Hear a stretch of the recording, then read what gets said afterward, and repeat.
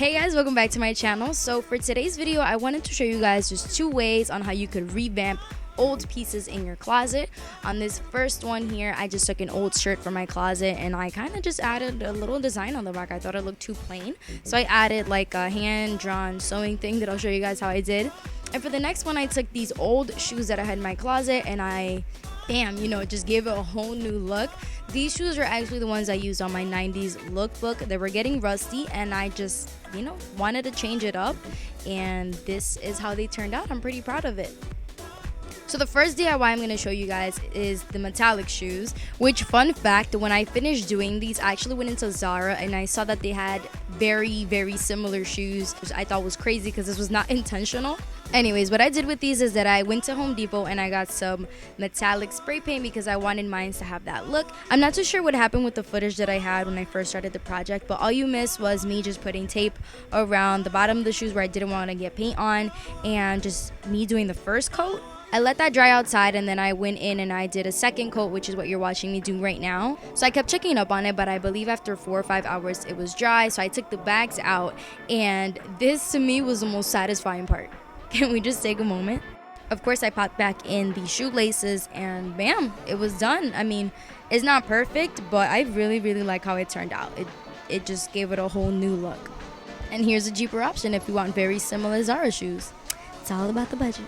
Okay, and finally you guys are gonna watch me do this hand sewn drawing thingy that I did here. So first you need your image. So what I did is I actually googled like TUMBLR line drawings because they're a little more easier to sew, just because they have like these simple lines that you can follow with a thread, if that makes sense. As you saw, I sketched 3 just to practice and I ended up choosing like the first one. And here you're just watching me art because I'm just going over it with my graphite pencil, just to make sure that I get the lines really clearly when I go over it with thread. You can always like trace on an image as well if you don't want to freehand it.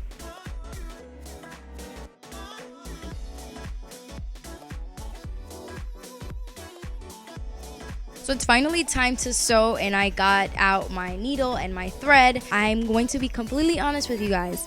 I used to do this a lot when I was younger. I hadn't done this in a while, so I literally sat down here and improvised. I am sure that there is a legitimate way to do this and a proper way to actually do this. So if you are looking for a professional tutorial, this is not it, because I'm not that person. But I believe that there is no proper way to do art. I'm gonna show you guys how I ended up doing it, okay? Alright, first thing I did is that I took the needle and I poked it from behind the shirt, and when I pulled it and it was almost all the way through, I made a knot so that it doesn't slip out. Once I was done with that, I took the needle and I poked it back over and then up again so that the needle and the thread could be on the side of where the drawing was. Once you have that, you're going to take the thread and you're going to line it up with the lines of the actual drawing, and when one of the lines ends, you're going to take the needle and you're going to poke it through, so that once you pull it, you're going to notice that the thread lined up perfectly with the side of your drawing. You're going to want to double up those lines so that they look thicker and just more rough, like rustic.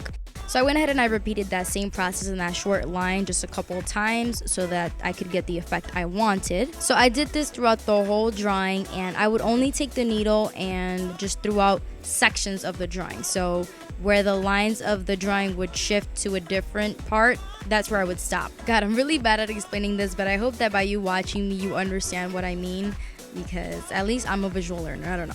I wanted to add some color, like just to make it stand out, so I took red because of course mine has a mouth. I took red just to make the lips pop like my lipstick.